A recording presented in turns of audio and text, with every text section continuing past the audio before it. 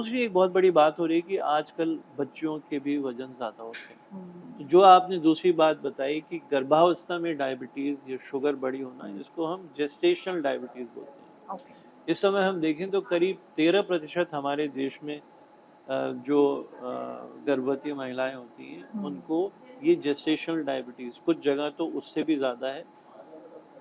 तो क्या होता है कि उनके अंदर ऐसी अवस्था होती है, ऐसा एक एनवायरनमेंट बनता है कि लेटर प्रेगनेंसी की स्टेज में इंसुलिन रेजिस्टेंस बढ़ जाता है। मतलब वो इंसुलिन जितनी चाहिए उतनी नहीं होती और जैसे काम करनी चाहिए वैसे काम नहीं करती, तो माँ के अंदर शुगर लेवल बढ़ने लग जाते हैं, माँ के ब्लड में, मदर के ब्लड में। तो मदर के ब्लड में जो शुगर लेवल बढ़ते हैं तो वो बेबी के अंदर भी जाते हैं।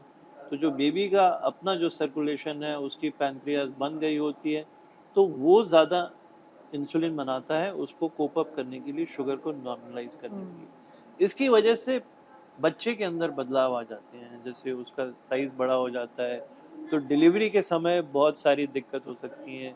बेबी ओवर साइज़ होता है, बड़े साइज़ का होता है, और हो सकता है कि डिलीवरी नॉर्मल ना हो पाए, ऑपरेशन करके डिलीवरी करनी पड़े। नॉर्मल डिलीवरी होती है तो उसमें एक शोल्डर डिस्टॉसिया हम बोलते हैं कि कंधा जो है वो ठीक से नहीं निकलता, तो उसमें दिक्कत हो जाती है।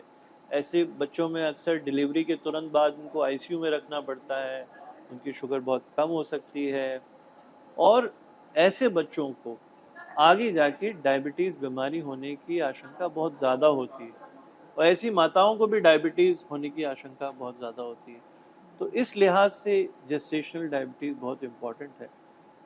इस सब के लिए फिर हम अगर शुरू से बात करें तो हमें अपनी बच्चियों की सेहत पे ध्यान देना बहुत ज़रूरी है, उनके पोषण पे ध्यान देना बहुत ज़रूरी है। ना वो कुपोषित होनी चाहिए, इसका मतलब भी उनका वज़न कम नहीं अच्छा, होना इसमें चाहिए डॉक्टर एक ना। चीज कॉमन है, चाहे बच्चे हों, चाहे जी, महिलाएं हों, या फिर मतलब पुरुष हों या बुजुर्ग हों, जी, सबसे इम्पोर्टेंट है आपका खान पान, जी, है ना, जो जी, मेजर रोल प्ले करता है। जी, हाँ, होता है कभी आप किसी वातावरण में रहते हैं, कभी लेकिन अगर आपका लाइफ डिसिप्लिन में है, आपका फूड हैबिट्स आपके डिसिप्लिन में है, आपके एक्सरसाइज हैबिट्स हैं आपके अंदर, तो फिर आप इन्हें बहुत अच्छे से डील कर सकते हैं।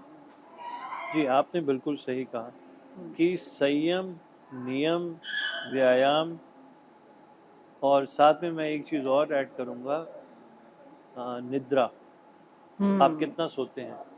तो कुछ चीज़ें हमारे वश में हैं। हम क्या खाते तो हैं, मतलब हम इस सोने पे से मतलब नियंत्रण क्या है रख आपका सकते कि हैं। प्रॉपर नींद लेनी चाहिए, या जो बहुत ज्यादा सोते हैं वो भी ठीक नहीं है? नहीं, ना कम सोना ठीक है, ना ज़्यादा सोना ज्यादा ठीक सोना है। ठीक है। 6 से 8 घंटे की नींद आवश्यक है, जी। रात की नींद आवश्यक है, और ये हेल्दी स्लीप है। 6 घंटे से कम भी अच्छी नहीं है और 8 घंटे से ज़्यादा भी अच्छी नहीं है। तो ये दुनिया में बहुत सारे ऐसे रिसर्च हुए हैं, शोध हुए हैं, जिन्होंने हमें ये दिखाया है कि सोना बहुत ज़रूरी है।